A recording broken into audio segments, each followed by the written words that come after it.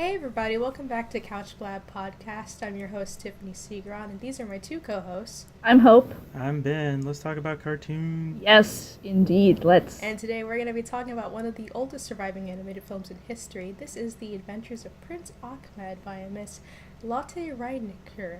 It's a little tricky to say. Man, I thought Snow White was the first film. Oh man, well that's where you're wrong, Bucko, because this predates it by about 6 years. It was made in 1926 in Germany, actually, and it's all paper cutouts with wires on a multi-plane camera of all things. That's correct. It's actually a little system they used to call, and still call it today, known as silhouette animation. It takes a lot of its history back to like shadow puppets, similar to weighing shadow puppets to be correct. And this system and how they use it is basically they place it on pegs. They use something called paperboard, like paper, a little bit of cardboard. They put some pegs inside, some metal pieces, and they connect it with wire essentially. And what that does is you can basically rotate those joints and move it around so that way, kind of similar like working with a little paper puppet.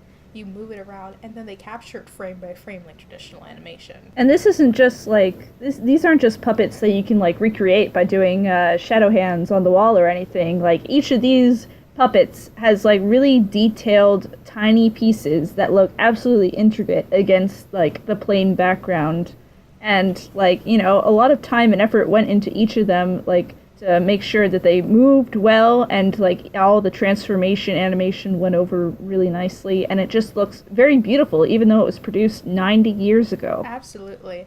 The silhouetting of it basically allows a lot for the imagination to kind of come into play. You kind of have to visualize what things are happening, but the good thing is that the images are so clear that you can pretty much read the whole story as it progresses, downright to things that look absolutely beautiful, to things that are, just generally humorous. You kind of have to put the mental images together, such as in various scenes. And that beautiful camera also, they can move the background separately from the foreground, a technique that was really hard at the time. So this is one of the big films of the time to put that into place. Oh, you're absolutely make it right. So they could have dynamic camera sweeps. Yeah. Things like dynamic camera. Ooh, fancy. Ooh, we get crazy now, but. Yeah, the 1920s sure knew how to live.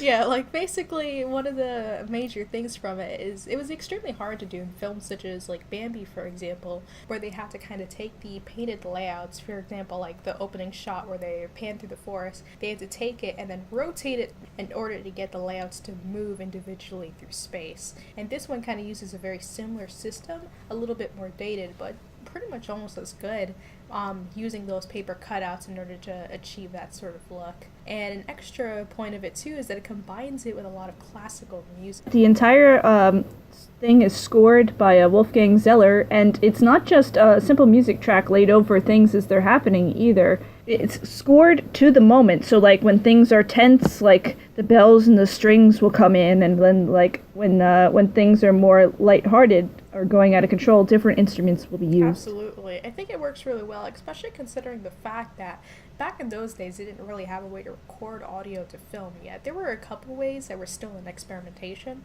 but nothing officially released into theaters. We wouldn't get there until about, let's say, The Jazz Singer. So in order to do that, you had to bring that entire orchestra into the room where the film was being played and just play it live. I imagine it must have been incredible to see back in its day. Another thing that might have been new to the eyes of people back then is the presence of color. Limited, though. They managed to get the color onto the film, literally onto the film. They went into the actual film cells and they tinted them different colors for each scene to match different emotions as well. For instance, it's not just black and white. You get the blue for the calm scenes and the red or the oranges for the more hectic, angry scenes. And it's just a really interesting technique to see utilized with such old film. And boy, did it pay off, because God, that's probably the most unique thing about this movie. Looking at it visually, it just clashes really well with the blacks above the single colors. Well, yeah, when they say you should put all your characters through a silhouette test, make sure it reads through strongly. This is what they're talking about. Every single silhouette just reads through quite wonderfully against the limited backgrounds. Oh, absolutely.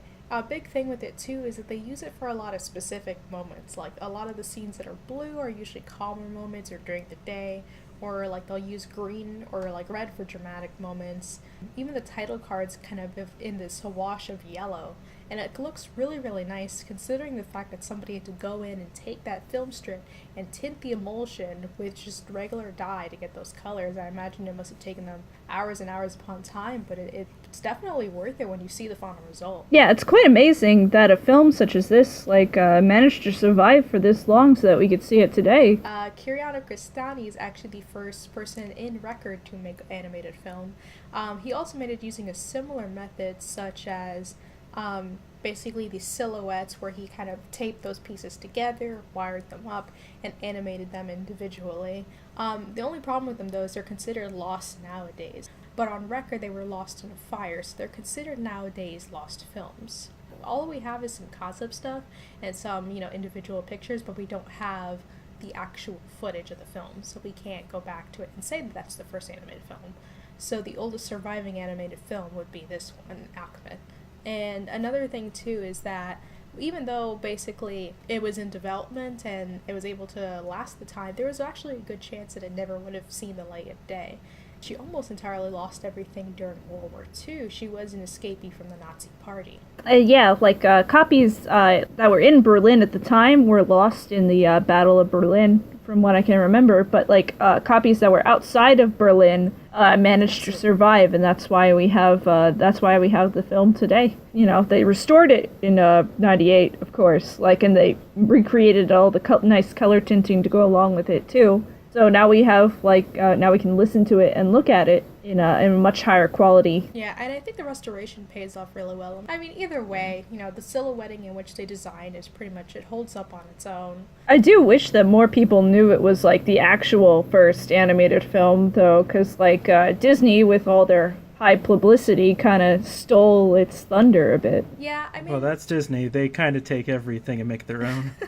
Well, yeah, but it's I mean, the argument could be that, Snow White incorporates, voices in it, but, it's not the first animated feature-length film. This takes the crown. It is the title holder for this. Yeah, well, there's a big saying that, history writes the winners, essentially.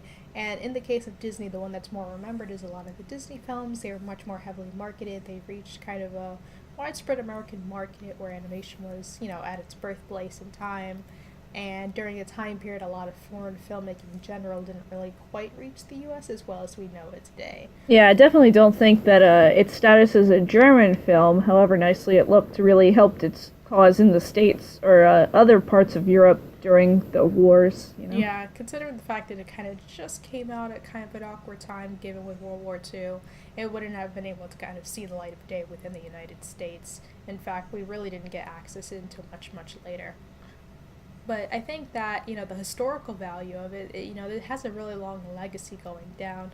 One of the biggest things that it has a historical value to is the system of silhouette animation still holds up today. In fact, if some of you are familiar with Adobe Flash or Toon Boom Harmony, using kind of puppeting software, it uses kind of the exact same elements. You basically put things onto pegs and connect everything together until you get essentially joints that all connect, and you animate it that way rather than just simply drawing everything frame by frame. And that system borrows heavily from silhouette animation.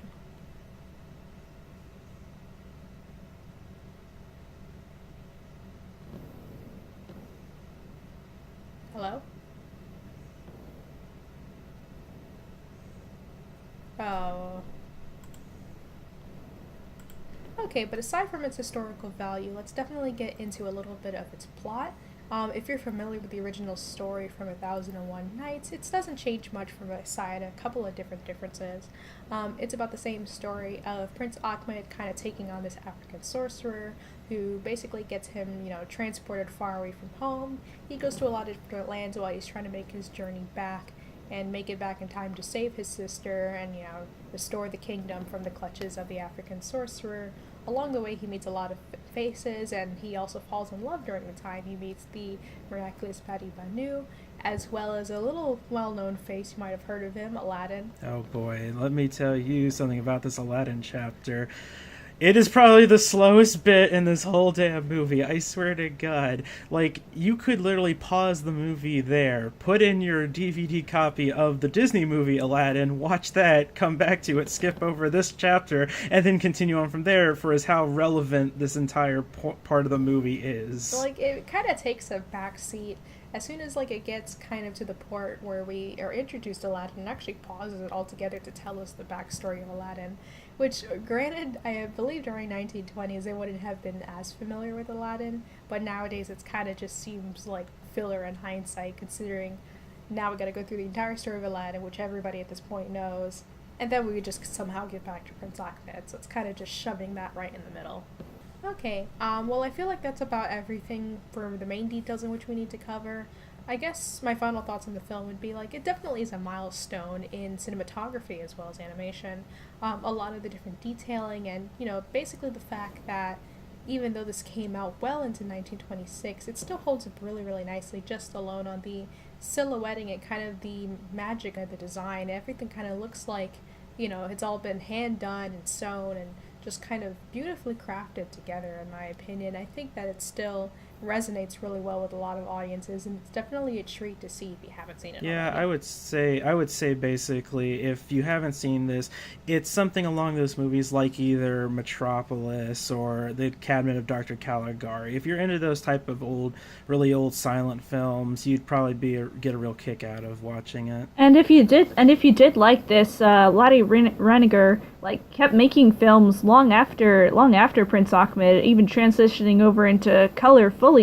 So it's really good if you want to see more of this papercraft style. She kept making more of it for a really long time after this film was made. Very impressive. Absolutely, and a lot of them still to this day fly under the radar. And you can pretty much find a lot of these kind of floating around online. And there's also some collections for Reichiner's work. So if you get the chance, please go out and look for it.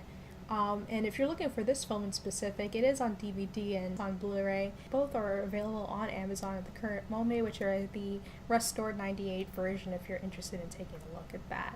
And to close, basically, if you're interested in more of our content and the things that we develop, we do this constantly. We're going to be right here at CouchBlab Podcast. We do have a Patreon available, our YouTube channel, as well as SoundCloud, and all of the links are going to be in the description below. All right, well, I think that's a good first start of our first animation podcast. Yeah, that about wraps it up. Yeah, so, well, we'll see you tomorrow for our TV podcast where we discuss The Twilight Zone. I can't wait for that. I know you can't. It's going to be fun. Oh, yeah, it will. Okay, well, thank you guys for listening to us, and we'll see you tomorrow. So, bye. Thank you. See you later. Bye.